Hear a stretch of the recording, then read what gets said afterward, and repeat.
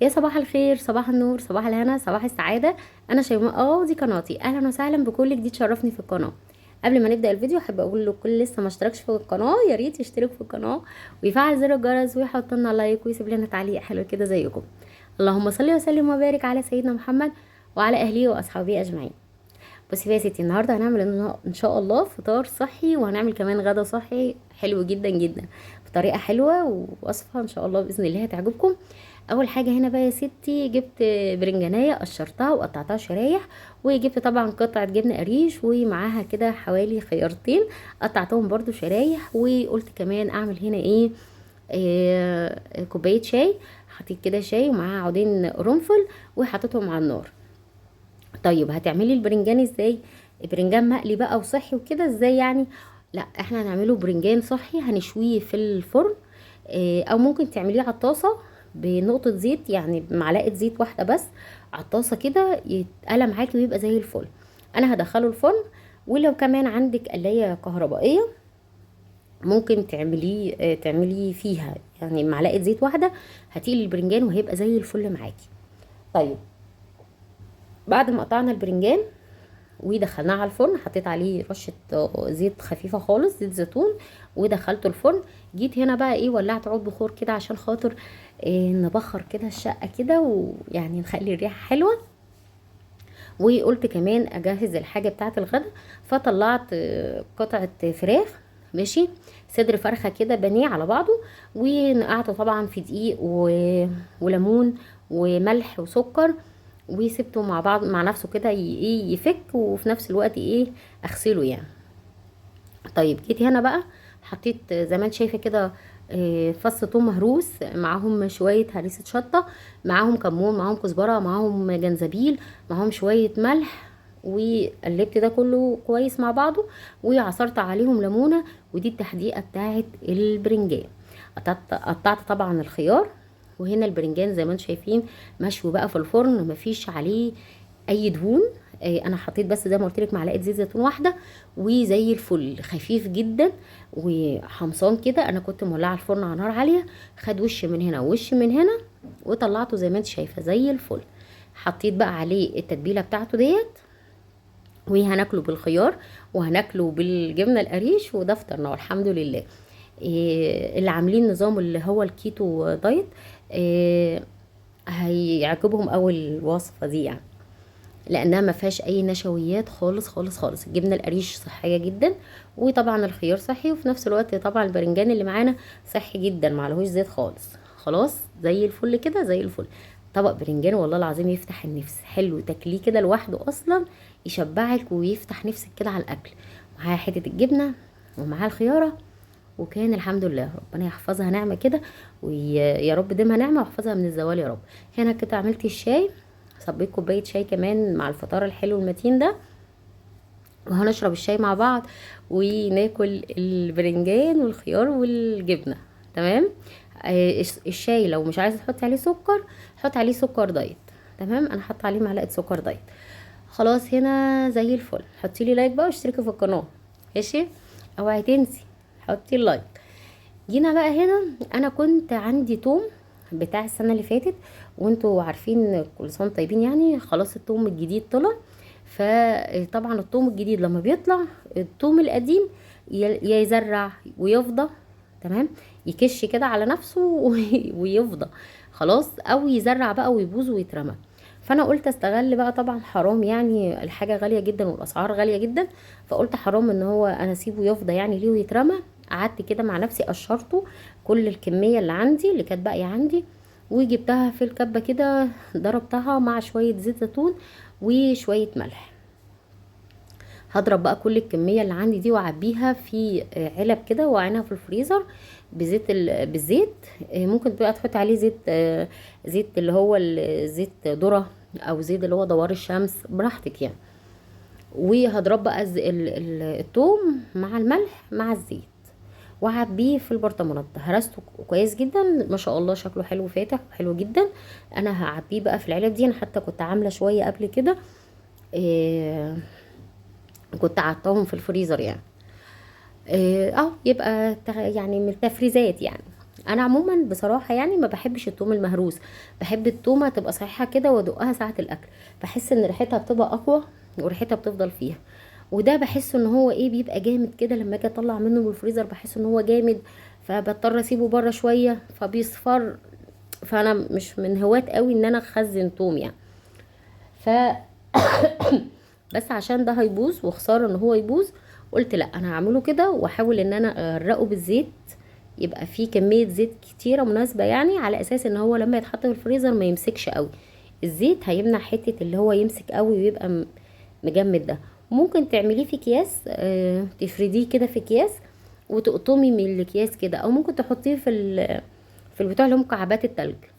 عندي كذا طريقه يعني. بس انا يعني ايه، قلت احطه في العلب ديت لان ما عنديش مكان بصراحه، فقلت احطه في العلب دي على بعضيها يعني. وانا كده كده مغرقاه بزيت الزيتون، وان شاء الله الدنيا هتبقى تمام يعني. ادعوا لي ان ربنا يشفيني ويشفي كل مرضى المسلمين يا رب، وادعوا لي بصلاح الحال وان ربنا يرزقني بالذريه الصالحه انا وكل مشتاق يا رب. هنا بقى خلاص عبيته اهوت. عملت كده العلبتين دولت، ما شاء الله علبتين كبار يعني، حلوين يعني، هيقضونا فتره طويله قوي. وان شاء الله يعني ايه لغايه ما نجيب التوم الجديد.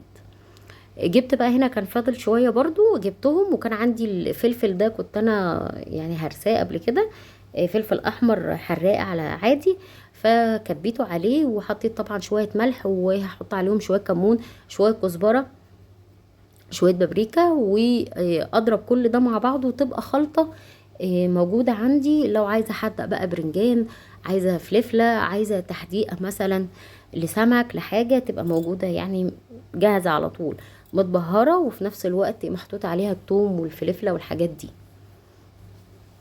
تاخدي منها معلقه كده تحطيها على برنجان، تحطي على بطاطس مهروسه، اي حاجه يعني، على مثلا المحشي، بتنفع، هتبقى حلوه وجميله وهتبقى موجوده يعني في الفريزر، تبقى حلوه جدا. خلاص هنا خلصنا برضو دي، هعبيها بقى في البرطمان بتاعها.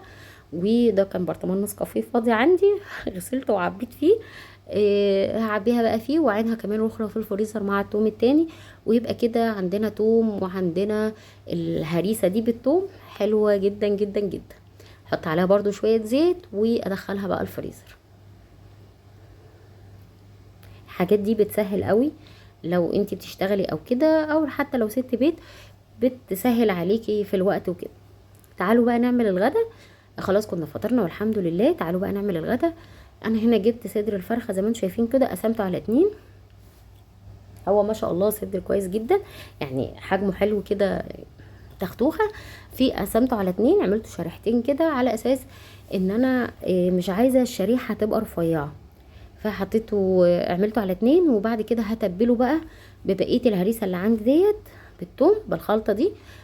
همسحه كده من الجهتين بيها، عشان مش عايزه اسيب اي فتفوته في الكبه. الحاجه غاليه يا جماعه، لازم نوفر يعني. فخلاص كده انا يعني ايه، نزلت كل اللي في الكبه بيه، تبلته بيه. وهتبل برضو، احط عليه شويه بهارات مشكله، اللي هي بابريكا، اللي هي جوز الطيب، كبابه صيني، ورق لورا مطحون، حبهان مطحون، فلفل اسود مطحون، شويه بهارات كده. واتبل صدر الفرخه واركنه على جنب. طيب هتعملي ايه تاني؟